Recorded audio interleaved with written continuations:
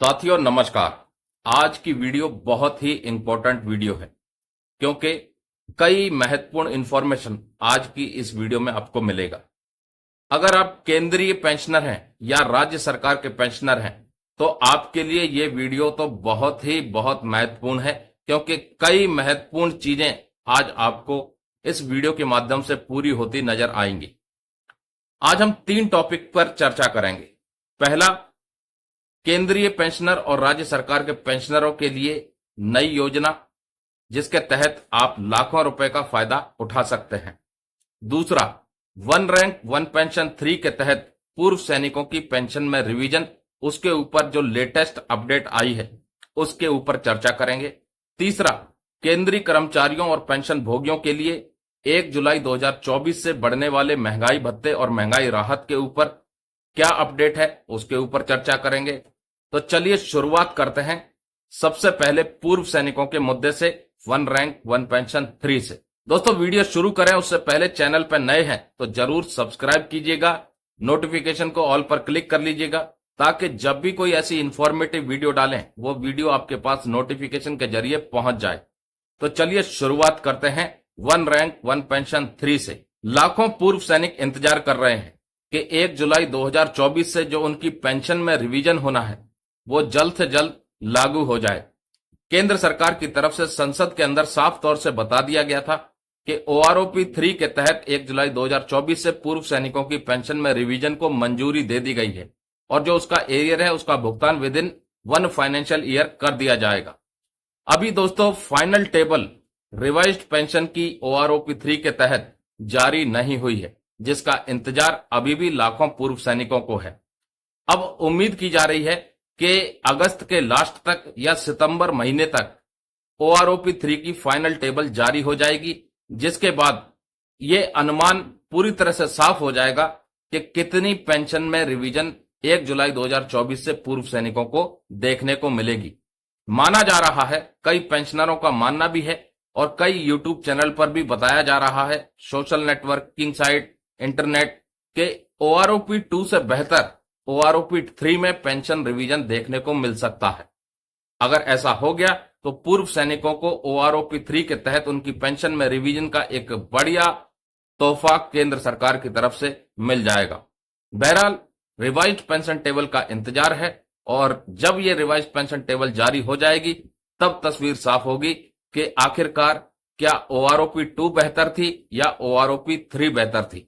अब बात कर लेते हैं 1 जुलाई 2024 से ही बढ़ने वाले महंगाई भत्ते और महंगाई राहत को लेकर के लेटेस्ट अपडेट जो आ रही है वो ये है, केंद्रीय कर्मचारियों और पेंशन भोगियों को फिर से एक बड़ा इजाफा उनकी महंगाई भत्ते और महंगाई राहत में देखने को मिल सकता है। अनुमान लगाया जा रहा है कि 3% की आराम से बढ़ोतरी हो जाएगी, लेकिन कई लोगों का मानना ऐसा भी है कि 4% तक भी बढ़ोतरी हो सकती है। आधिकारिक पुष्टि इसके ऊपर सरकार की तरफ से अभी नहीं की गई है। औपचारिक घोषणा होने के बाद केंद्रीय कर्मचारियों को और पेंशन भोगियों को 1 जुलाई 2024 से बढ़े हुए महंगाई भत्ते और महंगाई राहत का जो भुगतान है उसको कर दिया जाएगा। उम्मीद की जा रही है कि सितंबर के महीने में DA और DR की घोषणा सरकार के द्वारा हो जाएगी और अक्टूबर महीने तक केंद्रीय कर्मचारियों को, पेंशन भोगियों को DA और DR का भुगतान विद एरियर के साथ हो जाएगा। अब बात कर लेते हैं तीसरी और सबसे बड़ी इंफॉर्मेशन के ऊपर जो कि पेंशनरों के लिए है।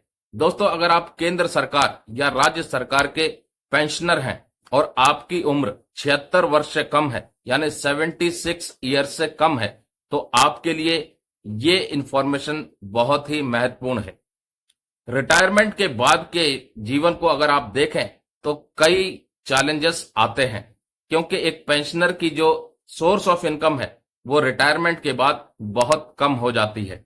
जब तक वो सर्विस में होता है उसे अच्छी खासी सैलरी मिलती है और वो अपनी जरूरतों को पूरा कर लेता है, लेकिन जैसे ही वो रिटायर हो जाता है और रिटायरमेंट पर यानी पेंशन पर आ जाता है तब उसके कई चैलेंजेस उसके सामने खड़े हो जाते हैं जो कि आर्थिक हालात से रूबरू कराते हैं और कहीं ना कहीं फाइनेंशियल हार्डशिप का भी पेंशनर शिकार हो जाते हैं। बच्चों की पढ़ाई, बच्चों की शादी, बच्चों का सेटलमेंट, घर, मकान, और कई तरह की डोमेस्टिक जरूरतों के चलते फाइनेंशियली कमजोर हो जाते हैं। ऐसे में उनको चाहिए होता है कोई ना कोई फरिश्ता या सरकार की कोई ऐसी योजना जो उनको आर्थिक रूप से मजबूत करे। आज की ये इंफॉर्मेशन उन पेंशनर्स के लिए है जिनकी आयु 76 वर्ष से कम है और उनको अगर कहीं से कोई आर्थिक सहायता नहीं मिलती है अपनी जरूरतों को पूरा करने के लिए, ऐसे में उनके साथ आती है उनकी अपनी बैंक। जी हां दोस्तों, स्टेट बैंक ऑफ इंडिया का आज जिक्र करेंगे जो पेंशनर्स के लिए एक महत्वपूर्ण योजना चलाती है जिसके तहत पेंशनर अपनी जरूरतों को पूरा करने के लिए आर्थिक मदद ले सकते हैं। वो है state bank of India pension loan.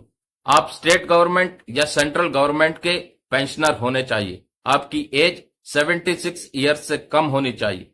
आपको आसान किस्तों में कम ब्याज दरों पर मिनिमम डॉक्यूमेंटेशन पर आपका लोन प्रोसेस हो जाता है और आपके बैंक अकाउंट में वो लोन आ जाता है।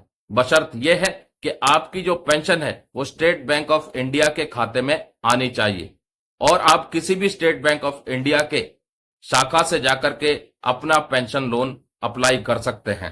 पेंशन लोन तमाम उन पेंशनर्स के लिए है जो कि स्टेट और सेंट्रल गवर्नमेंट के अंतर्गत आते हैं, जैसे कि रक्षा विभाग के पेंशनर, केंद्रीय पेंशनर्स, सशस्त्र बलों के पेंशनर्स, अर्धसैनिक बल के पेंशनर्स। इन सभी के लिए पेंशन लोन की सुविधा स्टेट बैंक ऑफ इंडिया में मिल जाती है। चाहे आपके बच्चों की शादी हो, चाहे आपके बच्चों की पढ़ाई का खर्चा हो, चाहे आपकी खुद की चिकित्सा का खर्चा हो, आप अपनी जरूरतों को पूरा कर सकते हैं आर्थिक मदद लेकर के, पेंशन लोन लेकर के, स्टेट बैंक ऑफ इंडिया में विजिट करके।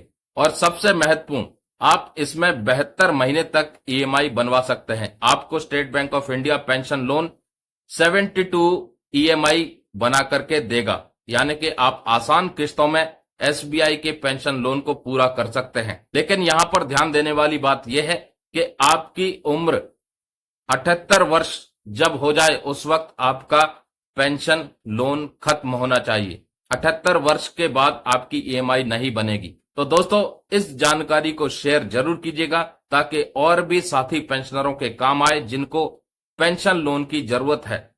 नमस्कार, जय हिंद, जय भारत दोस्तों।